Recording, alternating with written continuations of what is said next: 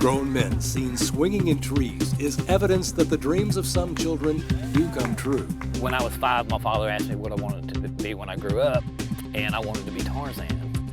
And when I became a young adult, I set out to be a tree climber. It's been 34 years since Wes Hopper became a professional tree climber, and now he helps coordinate the Tennessee Tree Climbing Championship so other grown men can grab hold of an adolescent adventure. I climbed trees like every other kid did, but I felt like a connection. As I was climbing, I felt like I was part of the tree, and I feel like I can make a difference to help preserve our trees. Clearly, this competition is male-dominated. But the real celebrity here is Buell Hammerskrand. She's an arborist and fierce female competitive climber from Europe, where women have shown themselves to be worthy contenders. I love the competitions, absolutely love the competitions, love the atmosphere. At the moment, I'm the Swedish champion. When I competed in Finland, I won the Finnish competition. It's a bit sad that there's not more girls competing.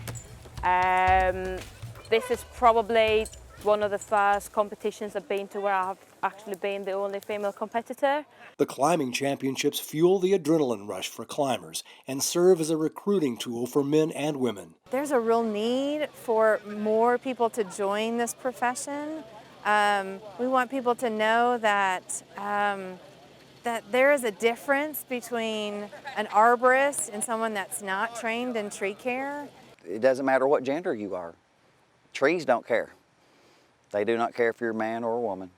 They need to be taken care of by anybody. So, and anybody that has the interest and is willing and able to do it. So, and Miss Hammerstrand, I'll say this much for her, she put on one heck of a show today. I'm gonna give her that much. And she was very impressive to watch her climb. It's a good thing for the guys that Buell is not eligible for the Tennessee Championship since she doesn't live here. Her visit does allow her to get in some extra practice and inspire others to pursue a profession that she says offers rewards way beyond a paycheck.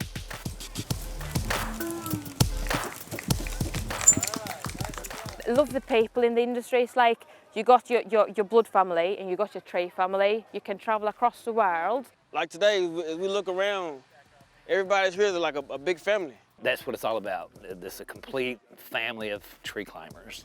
This may sound a little cliche, but I was born to be an arborist. It's a God-given talent. It's a gift given to me, and I'm glad and proud to express that to people. I'm 5th generation nurseryman from Warren County, Tennessee. I enjoy working with trees. I enjoy the fact that I get to make them healthy, give an opportunity to take a sick tree and make it healthy, prune them, make them grow and live the way that they're meant to. It's not something that just anybody can do. It's a passion, and it's not just a job.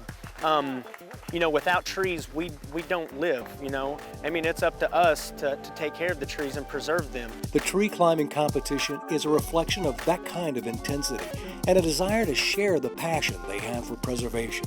Urban trees are really important to our cities. Some cities are known for the trees that they exist there, and we want people to plant trees. We want people to care for their trees, and we want people to have good information and to make decisions based on good science. This event is part of that educational process, bringing the profession to the attention of the public, allowing arborists to share knowledge with each other while also testing their skills with a stopwatch. Basic thing in climbing trees and being a climbing working arborist is, after you go out to the job site and do an actual physical or visual examination of the tree in the grounds, first thing you have to do is ascend the tree and climb it and work on it. First step in doing that is setting a throw line in the tree and actually pulling your climbing rope up into the tree.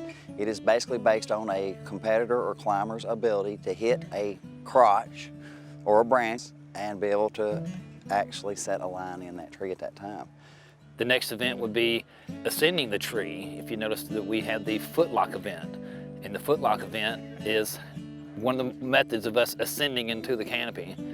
And then the next event would be like a belay speed climb, which is another way that we ascend into the tree. When we're not footlocking, we'll use our arms and we'll pull ourselves up into the tree.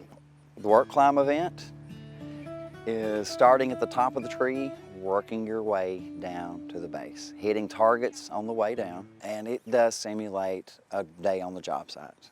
Joe, you okay? Joe's not responding. I'm going to call 911 and let them know that we have an emergency. Aerial rescue event.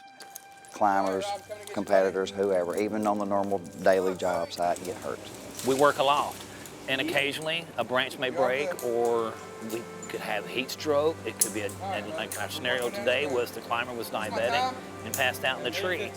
And when one of our comrades is climbing and gets injured in the tree, we have to be able to be trained to get that person out of the tree in a safe manner.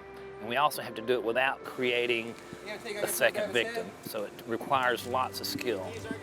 The aerial rescue meant a lot to me because I really wanted to learn how to do it. And just in case if I got hurt or somebody at my job got hurt, I would be able to go and save them, rescue them out of trees safely, and everybody go home. I mean, that's the main key, go home safe. The 3 competitors with the highest score go head-to-head in the Masters, and the winner is named Tennessee Climbing Champion, who then goes on to represent the state in a regional contest with the hopes of making it to national and international challenges. Ricardo Gaydon, who was brought into the business by Wes Hopper, didn't make it to the finals, but he continues to learn, and together the 2 men are carrying on a tradition of training that has become an important part of the Urban Forest Council's mission. I became an arborist because I met Wes, and he took a lot of faith in me. So that meant a lot for somebody to put some faith in me like that, and ever since I started, that's what I want to do now. I'd like to see the younger generation of the Tarzans coming about now. So yeah, I think every one of us could have a story about how we got involved with this. And now that I'm up in age and I'm not so much the productive climber anymore, I like to educate the younger generation that's going to come up and take our place. My dream is to keep elevating, keep learning, don't stop, and maybe teach somebody else something like this, how to better themselves. That's my dream.